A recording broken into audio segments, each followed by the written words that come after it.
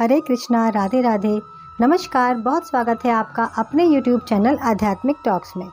और मैं हमेशा की तरह ये कामना करती हूँ कि आप सभी पर, आपके पूरे परिवार पर श्री हरि की कृपा हमेशा बनी रहे। इस पुरुषोत्तम मास में श्री हरि का जो आशीर्वाद है वो आपके पूरे परिवार को प्राप्त हो। दोस्तों, आज हम इस वीडियो में बात करेंगे कि 365 बाती का जो दीपक है वो किस तरह से दीपदान उसका किया जाता है, कहाँ पर किया जाता है, किन किन तिथियों में करना विशेष फलदायी होता है। तो आप वीडियो के साथ पूरा बने रहिएगा, कहीं पर भी वीडियो को स्किप मत कीजिएगा, क्योंकि आधी अधूरी जानकारी हमेशा आधा अधूरा लाभ देती है। और ये दीपदान बहुत ही ज़्यादा खास होता है। अधिक मास में किया हुआ जो दीपदान होता है वो हजारों गुना फल हमें देता है। यदि आप चैनल पर पहली बार हैं तो प्लीज़ चैनल को सब्सक्राइब करिएगा, और जानकारी आपको पसंद आए तो आप एक लाइक ज़रूर कीजिएगा। कमेंट में आप हमेशा की तरह राधे राधे लिख सकते हैं। तो दोस्तों, वीडियो को शुरू करते हैं, समय को बिल्कुल गंवाते ना हुए।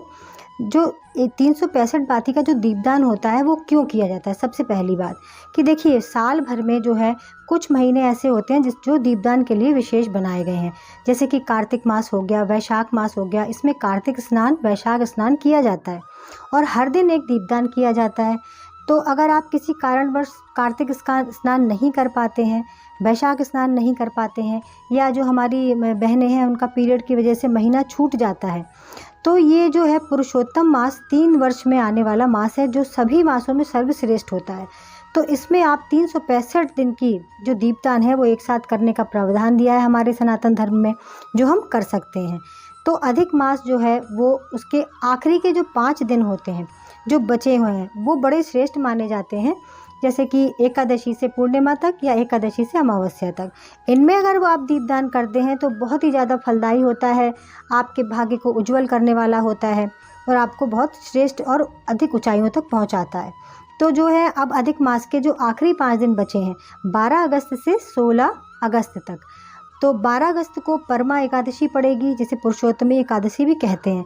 तो आप ये दीपदान एक दिन भी कर सकते हैं और आप चाहें तो 5 दिन भी कर सकते हैं। 5 दिन में मिलाकर मतलब 365 बाती का कर सकते हैं, या एक दिन भी आप 365 बाती का दीपदान कर सकते हैं। तो आप इसका जो है लाभ और बहुत उठाएं, क्योंकि मैं हमेशा चाहूँगी कि अगर मेरे इस सुझाव से, जो गुरुजी से मैंने अपने ज्ञान प्राप्त किया है, वो सबके साथ शेयर करके किसी का भी भला होता है, तो मैं उसके लिए बहुत अपने आप को सौभाग्यशाली समझूंगी कि मैंने जो है भगवान का जो ये कार्य है जो आगे बढ़ाया। और आप भी ये जानकारी लेकर सभी को जो है सभी के साथ शेयर करें। तो किस प्रकार दीपदान करते हैं, कहाँ पे करते हैं। 365 बाती का जो दीपदान होता है वो जो है इन 5 तिथियों में आप कर सकते हैं। एकादशी के दिन करें तो सर्वश्रेष्ठ है, बहुत बढ़िया माना जाता है, क्योंकि पुरुषोत्तम भगवान जो है वो एकादशी मतलब तुलसी जी महारानी का दिन भी होता है और श्री हरि का भी दिन होता है। तो आप उस दिन करते हैं तो भी फलदायी होता है। चूँकि इस बार अधिक मास सावन महीने में है, तो आप प्रदोष काल में भी कर सकते हैं, प्रदोष के दिन कर सकते हैं। आने वाली मासिक शिवरात्रि जो 14 अगस्त को पड़ेगी उस दिन भी आप कर सकते हैं। अमावस्या के दिन भी कर सकते हैं, हमारे पितृ भी उससे तृप्त होते हैं। तो आप इन 5 दिनों में किसी दिन भी आप दीपदान कर सकते हैं। अब बाती कैसे बनानी है, देखिए, आप 365 जो है रुई की बाती भी बना सकते हैं, लेकिन उसमें समय थोड़ा ज़्यादा लग सकता है। लेकिन आप अगर अपनी सुविधा चाहें तो आप रुई की बाती भी बना सकते हैं, लेकिन बाती हमेशा लंबी बनाइएगा, क्योंकि लंबी बाती कहते हैं कि हमें लंबी बाती से जो है हमारी सुख सफलता में वृद्धि होती है, धन लक्ष्मी में वृद्धि होती है, हमारे वंश वृद्धि होती है। तो लंबी बाती जो होती है वो सर्वश्रेष्ठ मानी जाती है, तो लंबी बाती बनाएं। यदि रुई की बाती बनाने में कोई कष्ट है, ज़्यादा समय लगता है, तो आप सूत के धागे की जो है बाती आप बना सकते हैं। 108 बाती का बंडल बना लीजिए, इस तरह से बन जाता है 365 बाती का। कभी भी भूल के आप कलावे की बाती कभी ना बनाएं, क्योंकि कलावा जो होता है वो आपने देखा होगा मंत्रोच्चारण के साथ हमारे हाथ पे रक्षा सूत्र की तरह बांधा जाता है। तो कभी भी कलावा जो है बाती में इस्तेमाल नहीं करना चाहिए, कलावा को कभी भी जलाना नहीं चाहिए।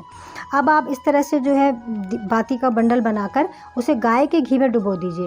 गाय का घी है तो सर्वश्रेष्ठ है, नहीं है तो शिव महापुराण की कथा कहती है कि आप इस बातियों को तिल के तेल में भी डुबा सकते हैं।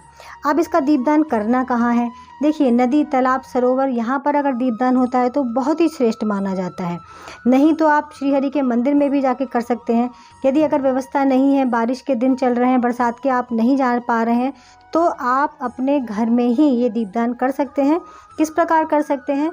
आप जो है ये दीपदान, जो श्रीहरि के नाम का दीपदान है, वो तुलसी जी में करना सबसे ज़्यादा श्रेष्ठ होता है। तो आप एकादशी के दिन यदि तुलसी के गमले के नीचे ये दीपदान करते हैं तो ये बहुत ही ज़्यादा फलदायी माना जाता है दोस्तों।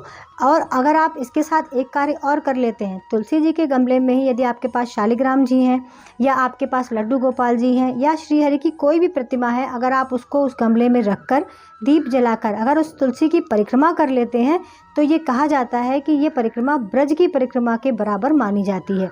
क्योंकि पुरुषोत्तम मास में कहा जाता है सारे देवी देवतागण जो हैं वो ब्रज में वास करते हैं, श्री धाम वृंदावन में वास करते हैं। तो यदि हम वृंदावन की परिक्रमा करके आ जाते हैं या ब्रज की परिक्रमा करके आते तो हमें चारों धामों की परिक्रमा का फल मिल जाता है। तो आप यदि नहीं जा सकते किसी कारणवश तो आप अपने घर में भी ब्रज की परिक्रमा का फल इस प्रकार से प्राप्त कर सकते हैं। तो दोस्तों, आप इस तरह 365 बाती का दीपदान कीजिए और इसका लाभ उठाइए। और आपको अगर जानकारी पसंद आई है तो प्लीज़ चैनल को सब्सक्राइब करिए और इसे शेयर करना बिल्कुल भी मत भूलिए। धन्यवाद।